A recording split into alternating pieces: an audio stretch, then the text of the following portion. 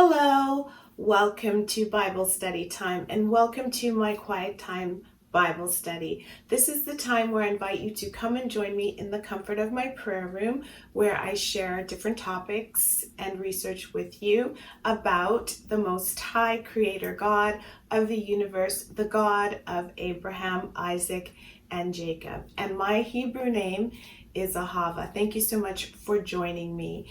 I have received some of your messages about my Bible study tools. I do try to update my website, qtbiblestudy.com, with the Bible study tools that I acquire, as I acquire them. And I also will be writing a blog within the next week or so. But I wanted to share this Dead Sea Scrolls Bible with you. This Dead Sea Scrolls Bible actually has the book Ecclesiasticus in it, as well as some other gems. And so based on some of your messages that you sent to me, what I'm going to do is I will try to record a Bible study tools, an updated Bible study tools video for you with all of my Bible study tools that I use. And of course, I think I mentioned previously, I have acquired the Book of Jasher, like an actual copy for myself. I'm still gathering research about that because there are really the two sides of the debate about the accuracy and validity of the Book of Jasher and when it was written are quite far away from each other. So I want to make sure that when I give you a book review about that, it's very balanced. So today we're continuing on with our Bible study reading, and we are reading the book of Ecclesiasticus from, not the Dead Sea Scrolls Bible, but we're going to read it from the Oxford Study Bible, the Revised English Bible with the apocrypha. It's really an easy read, and we're continuing today reading through chapter 16, and I'm hoping to get to at least chapter 20 or 21 because it's taking a little bit of time, but that's okay because reading is fundamental, right? And so let's continue reading. I think it's so important for us to read, especially in today's society where we're always like on the computer. So I actually really do enjoy reading out loud. So let's begin in chapter 16, and as I previously mentioned, I'm just sort of reading through right now. I'm not making a lot of commentary. If some verses sort of scream out to me and shout out to me, I may make some commentary, but right now we're just reading through, and I will give you some detailed commentary summarizing all the different concepts of the book by the end of the book. Excuse me. So let's begin in verse number 1 of chapter 16, which says, "Do not set your heart on a large family of ne'er-do-wells, or think yourself happy in sons who are godless. However many your children, do not think yourself happy unless the fear of the Most High is in them. Do not count on their living to be old, or rely on their number, for one son can be better than 1,000. Better indeed to die childless than to have ungodly children. One person of good sense can establish a city, but a tribe of lawless people can turn it into a desert. Many such things have I seen with my own eyes, and still weightier examples have come to my ears. Where sinners assemble, fire breaks out. Retribution blazes up when a nation is disobedient. There was no pardon for the giants of old who rebelled in all their strength. There was no reprieve for Lot's adopted home, abhorrent in its arrogance. There was no mercy for the doomed nation, exterminated in its sin, and no mercy for those 600,000 warriors assembled in stubborn defiance. Even if there were but one stubborn person, it would be a miracle for him to escape punishment, for mercy and anger belong to the Most High. He shows his power now in forgiveness, now in overflowing anger. His mercy is great, but grace also his condemnation. He judges each by what he has done. He does not let the wrongdoer escape with his plunder, or try the patience of the godly too long.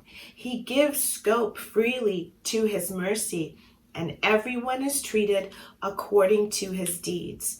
Do not say, I am hidden from the Most High. Who is there up above to give a thought to me? Among so many I shall not be noticed. What am I in the immensity of creation? Heaven itself, the highest heaven, the abyss, and the earth are shaken at his coming. The mountains also and the foundations of the world quiver and tremble when he looks up on them. What mortal mind can grasp this or comprehend his ways? As a squall takes people unawares, so his work for the most part are done in secret. Who is to declare his acts of justice, or who will wait for them, their fulfillment being so remote? These are the thoughts of a small mind, the absurdities of a senseless and misguided person. I'm still in chapter number 16, but I wanted to mention that I've reached chapter 24, and now the heading in this Bible is God in creation. So let's continue verse 24. My son, listen to me and acquire knowledge. Pay heed to what I say. I will offer you correct instruction and teach you accurate knowledge. When in the beginning the Most High created his works, and after making them defined their boundaries, he disposed them in an eternal order and fixed their domains for all time. They do not grow hungry or weary or abandon their tasks. One does not jostle another, nor will they ever disobey his word. Then the Most High looked at the earth and filled it with his good things. With every kind of living creature, he covered its surface, and to the earth they must all return. So that brings me to the end of chapter 16, continuing on to chapter 17, beginning in verse number 1.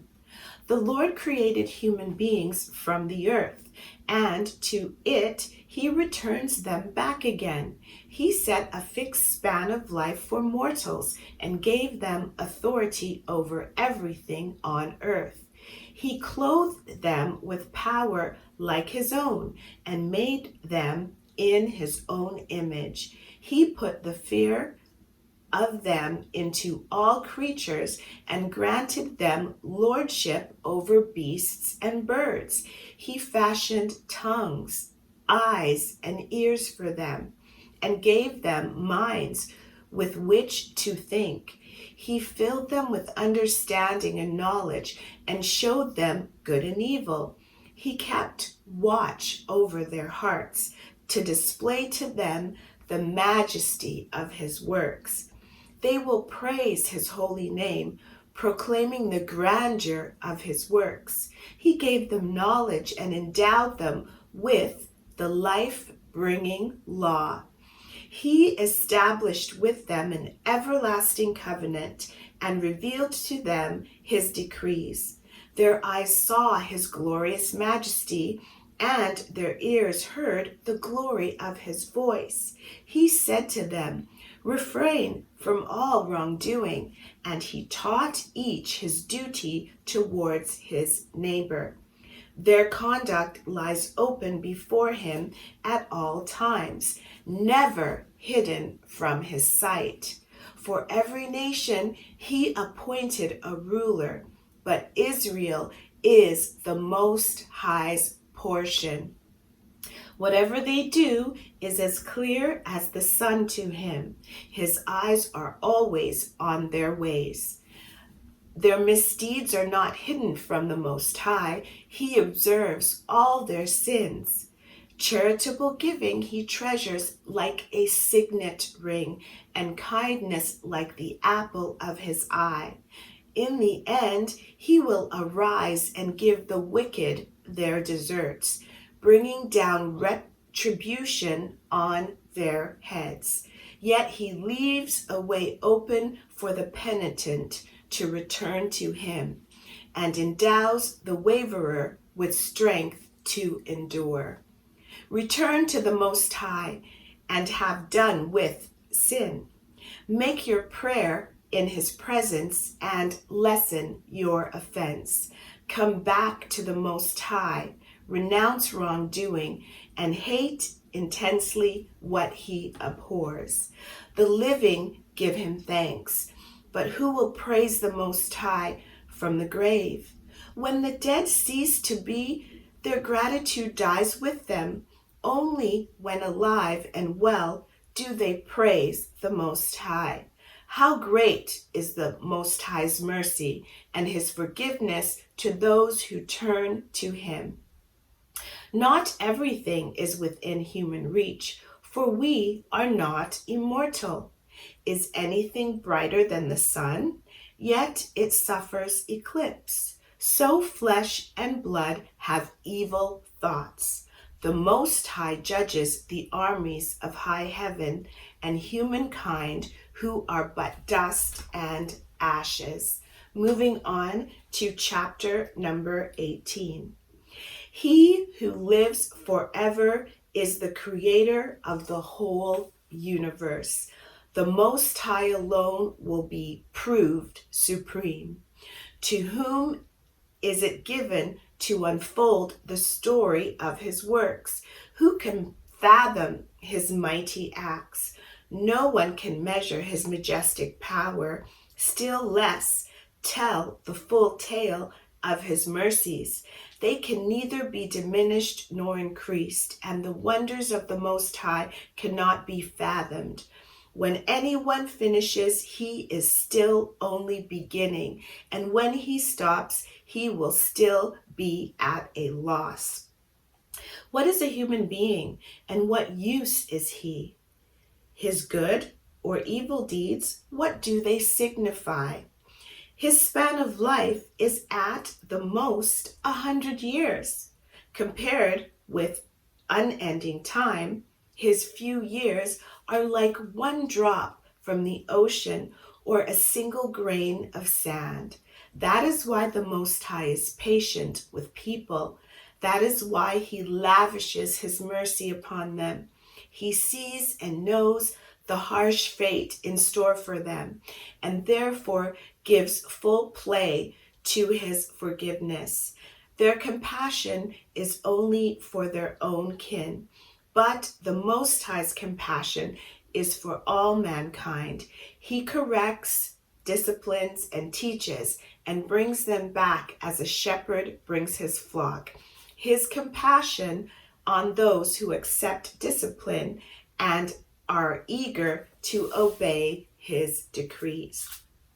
So I haven't completed chapter 18 quite yet because the next few verses move on to another topic. I just wanted to read a little bit of my commentary in this Oxford Study Bible about God's creation that begins in verse number 24 of chapter 16 before we continue. And it says, this section extending is drawn especially from Genesis chapter 1 verses 26 to 28. The orderly heavens are God's works, which do not grow hungry or weary. In contrast to the eternal heavens, the living beings on earth, even though good, are temporary. It goes on to say that when it comes to God's creation of the human beings, moving on to chapter number 17, the recurring he speaking of the Most High Creator God, emphasizes that human beings are God's creatures. The transitory nature of human beings links this poem, which is found in verse 16, 24 to 30. And then if you compare it, you can compare it to the 66 book canon, Genesis chapter 1, again, verses 26 to 28, where God showed all human beings good and evil. This knowledge links the universality of being human to the covenant at Mount Sinai. The apex of creation is the law, which enables human beings to be fully human. Glorious majesty on Sinai. So I just wanted to read you a little bit of the commentary. And now let's continue reading in chapter 18, beginning in verse number 15. And the heading is self-discipline. And I think that goes all the way through to chapter 20. Let me just have a little bit of a look. Let's see how much time. I think we should be able to get to at least chapter 20 and hopefully chapter 21. So let's begin in chapter 18, verse number 15, which focuses on the topic of self-discipline. It says, "Do good, my son, but without scolding. Do not spoil your generosity with hurtful words. Does not the dew give respite from the scorching heat? So a word can do more than a gift. Does not a kind word count for more than a rich present? With someone gracious, you will find both. A graceless fool must always be taunting, and a grudging giver makes no eyes sparkle. Before you speak, learn. Before sickness comes, attend to your health. Before judgment, examine yourself, and you will find pardon in your hour of trial. Before you fall ill, humble yourself. Whenever you sin, show your penitence. Let nothing hinder the prompt discharge of your vows. Do not wait until death to be absolved. Before you make a vow, give it due thought. Do not be like those who try the Most High's patience. Think of the wrath you must face in the hour of death, when the time of reckoning comes and he turns away his face. Remember, in time of plenty, the time of famine, poverty and need in your days of wealth. Between dawn and dusk, times may alter. Before the Most High, all change comes quickly. The wise are always on their guard. When sin is rife, they will beware of negligence. Everybody with sense makes acquaintance with wisdom, and to him who finds her, she gives cause for thankfulness. They who are trained in learning prove wise themselves and pour forth apt proverbs. Do not let your passions be your guide. Keep your lusts under control. If you indulge yourself with all that passion fancies, it will give your enemies cause to gloat over you. Do not revel in great luxury, or the expense of it may ruin you.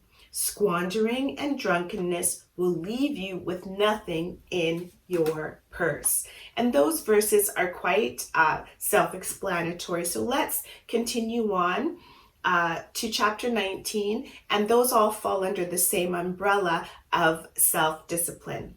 Verse 1 of chapter 19, a drunken workman will never grow rich. Let me repeat that. A drunken workman will never grow rich. Carelessness in small things leads by degrees to ruin. Wine and women rob the wise of their wits, and a frequenter of prostitutes becomes more and more reckless. Decay and worms like possession of him. Through his recklessness, he is destroyed. To trust anyone hastily shows a shallow mind, and to sin is to do oneself an injury. To delight in wickedness is to court condemnation, but evil loses its hold on him who hates gossip. Never repeat what you hear, and you will never be the loser. Tell no tales before friend or foe, unless silence makes you an accomplice. Never betray a secret. Suppose someone has heard you and learnt to distrust you. He will seize a chance to show his hatred. Have you heard a rumor? Let it die with you. Never fear, it will not make you burst. A fool with a rumor goes through agony like a woman in labor. As painful as an arrow through the thigh is a rumor in the heart of a fool. Put it to your friend, he may not have done it, or if he had, he will know not to do it again. Put it to your neighbor, he may not have said it, or if he did, he will know not to say it again. Put it to your friend, it will often turn out to be slander, so do not believe everything you hear. Someone may let slip what he does not intend. Is anyone's tongue free from guilt? Put your case to your neighbors before you threaten him, and let the law of the Most High take its course. All wisdom is the fear of the Most High and includes the fulfilling of the law. To know about wickedness is not wisdom, nor is there good sense in the advice of sinners. There is a cleverness that repels, and some fools are merely ignorant.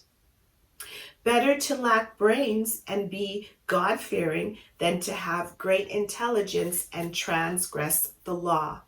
A meticulous cleverness may lead to injustice, and crooked means may be used to uncover the right.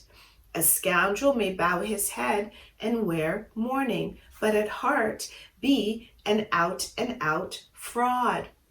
He hides his face and pretends to be deaf, but when no one is looking, he steals a march on you.